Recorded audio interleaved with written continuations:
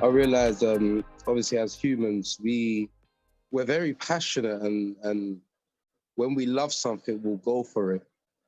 And I realized that for me personally, I've got the love and the natural love that humans have, and then I have my intellectual love, where I would think my way like, oh, I think she would like that. Do you know what I mean? I think she would like that. Maybe that one, maybe. And I got that thinking of like, if I do that, and it's worked for me. But I see that when I'm wrapped in my intellectual feelings, I just don't really listen to anything until I kind of drop out of that. And it's even like now, the situation I'm going to, I don't think I've been listening to myself. I've just been following what I think is my passion. And I think, yeah, that, which I ignore everything else. And it's like, wow, when you sit down and take a step back, you kind of just listen to yourself and you kind of hear what you need to hear. And I think that's a beautiful moment. And what I get from that saying as well, I forgot what you said, but the listen for a feeling, that's it. Even that, I've never really understood it, and I've never really tried to, because I understand like that's just another wormhole I'm going to dig myself, trying to understand. And I realized that was my problem, intellectualizing everything, always asking questions and looking for an answer. I realized the answer will come. The answer will come in its truest form, and that's when I'm still. And it's just like the keys situation. I realized with the keys, you're listening to your intellect. When you're looking for your keys and you've lost them and you're rushing and you need to get out of the house and you're searching for your keys, that's really intellect right there. Because you're thinking, where did I put them? What was I wearing? What's the last thing I did? And when you kind of forget about that, drop out of it, maybe you're relaxing, you don't want to go out no more, it suddenly pings to you. And I realized that's the same thing as this. That's you listening to yourself, because the answer just comes to you from wisdom, and you're in that clear space for that answer to come. But I realized when that intellect is shadowed by love or protection or whatever we put on it, but when it's got that cloak of something that means a lot to us, once we're in it. And I love that, because the learning comes from when you drop out of it. What I was hearing when you were talking is that the listening is always happening anyway. And what I noticed was the things I've often heard deepest are the times when I thought I wasn't listening.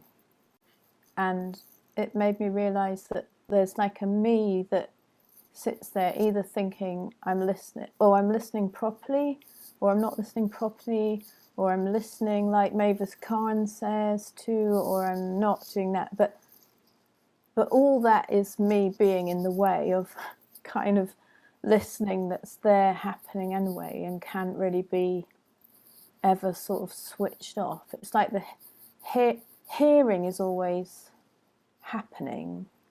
It's just whether I'm noticing what I've heard somehow, rather than it ever being that I'm not listening.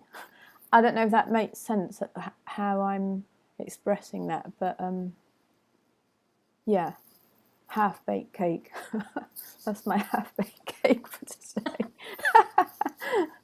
What I heard when you spoke then was, it's like a tuning fork, so it's always there picking up the signal, and sometimes you hear it more and sometimes you don't, but it's always there trying to pick up the signal, or picking up the signal. Another twist on this listening, because I've been practicing for the last week or so. My publisher asked me to do a piece on abuse for my book, but she wanted it in a poem format. And straight away I just got into the intellect, my ego, and I was like, well, that's impossible. And just couldn't do anything with it. But that night, I got up at like 10 to 3, and it was just there. It just flowed through me, because I was listening to, that deeper, whatever you want to call it, wisdom. But yeah, it just flew through me. So I wrote it, sent it off, and yeah, she absolutely loved it. But in that first moment, I was like, well, that's impossible. So I wasn't listening to myself at all until I calmed myself down. Obviously, didn't sleep, and it all came through. Just thought I'd share that. Nice. So you were listening initially to your insecurity and to everything that came up around that. And then whether or not, because you've been practicing deep listening,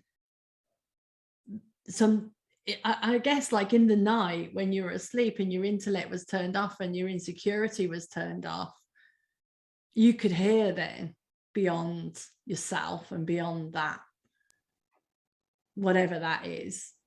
And then the pureness came through and you can hear beyond that. Love that. Well, because that's spot on. Because literally, I woke up and it was just there, and I legged it downstairs, grabbed a pen and paper, and just started writing. I didn't have a clue what I was writing. It literally just flowed straight through me. Wow. It wasn't until afterwards I read it back and I was like, wow, that's what she meant. That's what she wanted. Wow.